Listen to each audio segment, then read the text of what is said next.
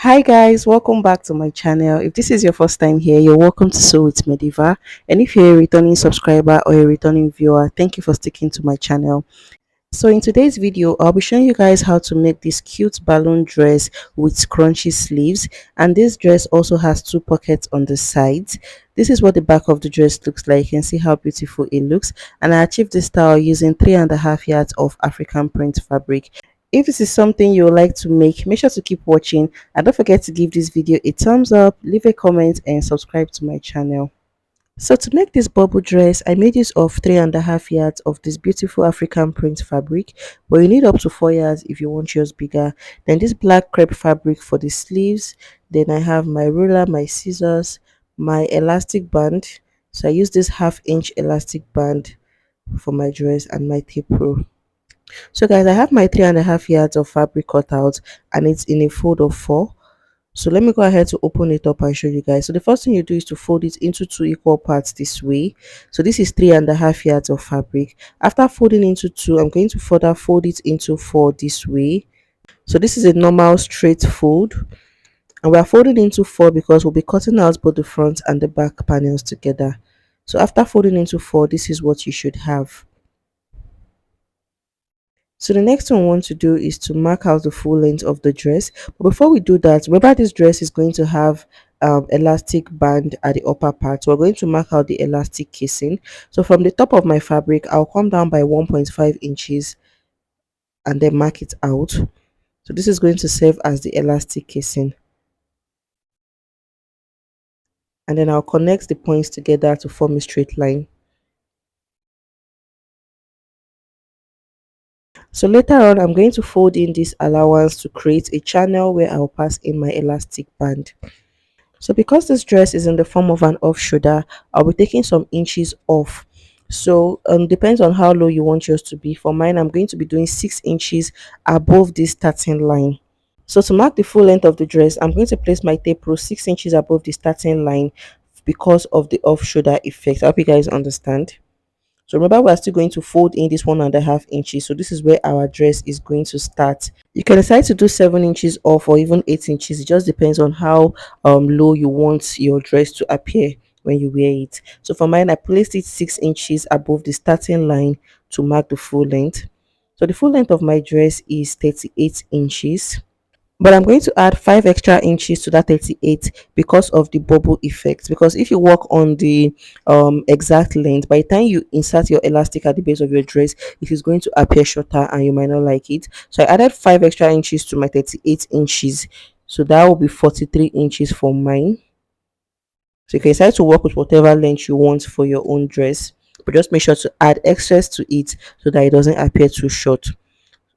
So after marking the full length, I'm going to use my ruler to extend the line and then cut out the excess fabric.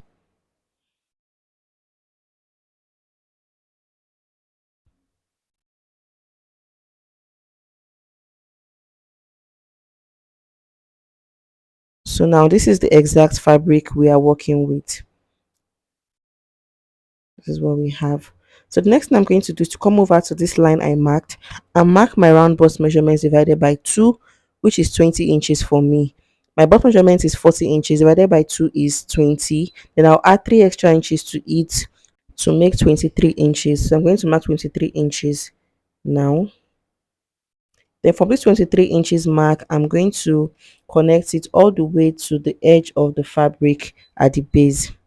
So you're going to form like an A-line effect all the way from that point to the edge of the fabric at the base.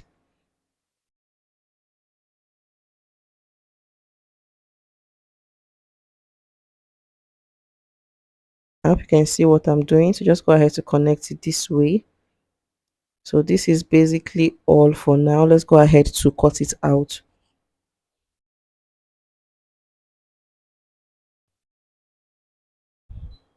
So at the edge of the dress, I'll just form a slight curve this way to eliminate that sharp edge. And before I separate the fabrics, I'm going to place my tape rule 6 inches above the starting line again to mark the pocket point, which is 18 inches. So I'll mark out 18 inches and notch on all the fabrics. So this is going to help you locate the point where you want to fix your pocket.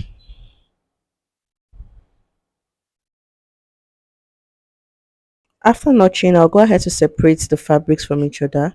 So right now we'll have both the front and the back panels. So go ahead to open it up this way. You'll have two fabrics like this. So by the time we attach the elastic, everything is still going to like gather together. So the next thing we want to do is to insert the fabric for the pocket, and I've gone ahead to cut it out already. So you're going to cut out 4 pieces of this fabric, and the dimension of the fabric is 7 inches wide and 10 inches long. So this is 7 inches by 10 inches. So I'm going to place it directly on that point where I notched, and then go ahead to use my pin to hold it down. So I'm going to repeat this process on all the sides of the fabric. So this is for the front panel. I'll go ahead to pin it, and then I'll repeat the same thing on the back. After pinning, I'll take it to the sewing machine and stitch it to the fabric. So after stitching, this is what it looks like. The next thing we want to do is to join the front and the back panels together. So I'm going to place them right sides facing each other. So as you can see me doing the video, arrange it together this way. Make sure the pockets are facing each other, and then I'll take it to the sewing machine and use 1 inch allowance to close it up. I'll close up the pocket as well, and then I'll raise the footer up again and then close up the side all the way to the base. So I'll repeat the same process on the other side and show you guys. So guys, after closing up, this is what we have. This is the pocket on the sides, and this is the other one. So the next thing we want to do now is to fold in that 1.5 inches allowance that we added at the top. So I've taken half an inch first and then fold in 1 inch. So fold in half an inch and fold in 1 inch, and then stitch all the way around. Stitch all the way around it, but make sure to leave a gap of about 1 inch so that we can use that part to pass in our elastic band. So at the base of your dress as well, you're also going to create a channel. So just go ahead to repeat the same process at the base of the dress, and then when I'm done with that, I will show you guys.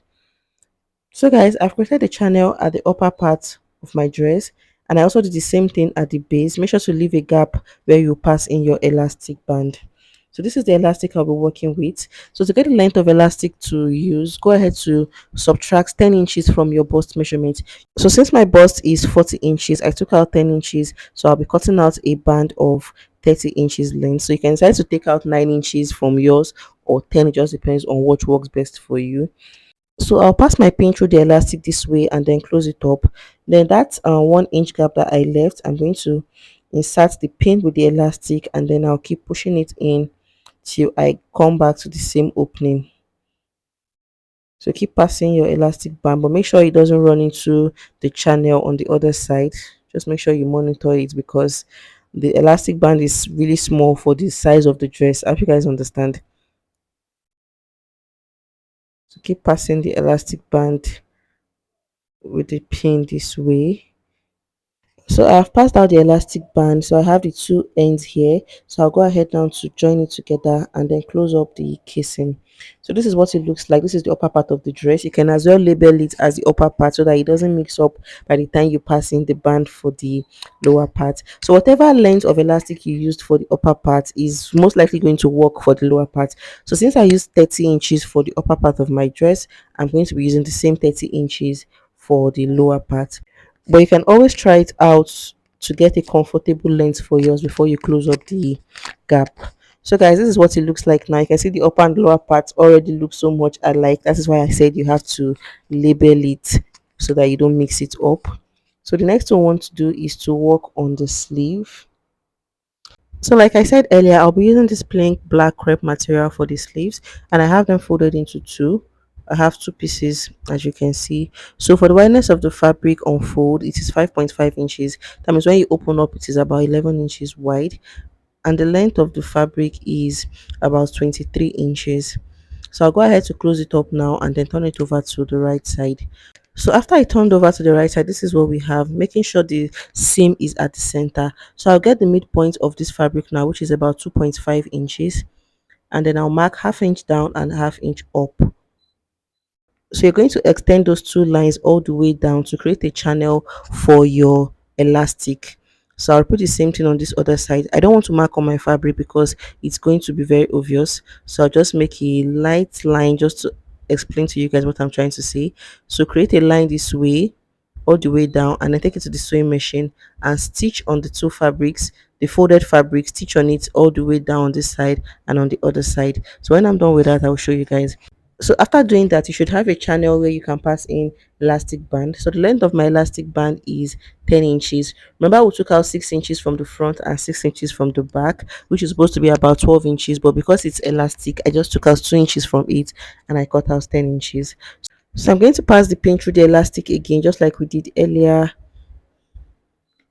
and then I'll pass it in through the channel.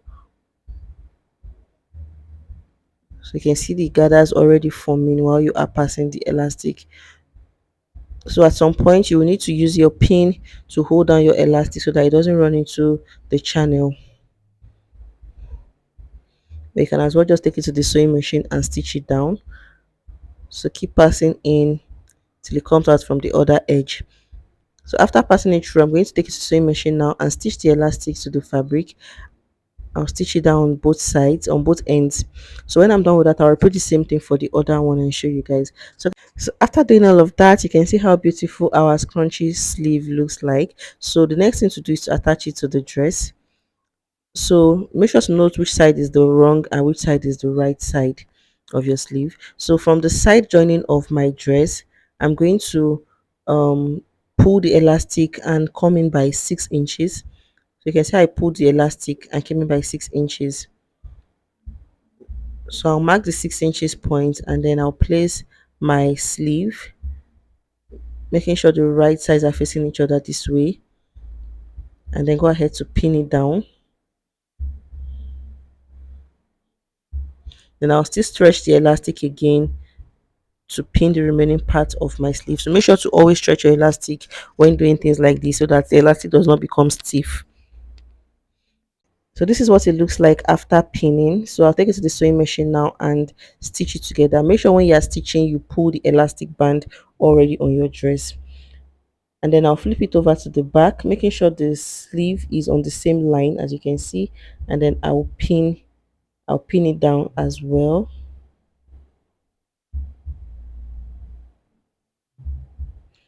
So after pinning, before you stitch it down, you can also try out your dress to see if the sleeve is sitting exactly where you want it to be. So I went ahead to do that for mine and it was perfect. So I'll go ahead to pin the second sleeve just like I did with the first one. So don't forget that when stitching your sleeve, make sure to pull your elastic band so that it retains its elasticity. So I'll go ahead and stitch it now and show you guys. So after attaching the sleeves to the dress, this is what we have. You can see how beautiful it looks and how easy it is to achieve. So if you found this video useful, don't forget to give it a thumbs up, leave a comment and subscribe to my channel. I'll see you guys in the next one.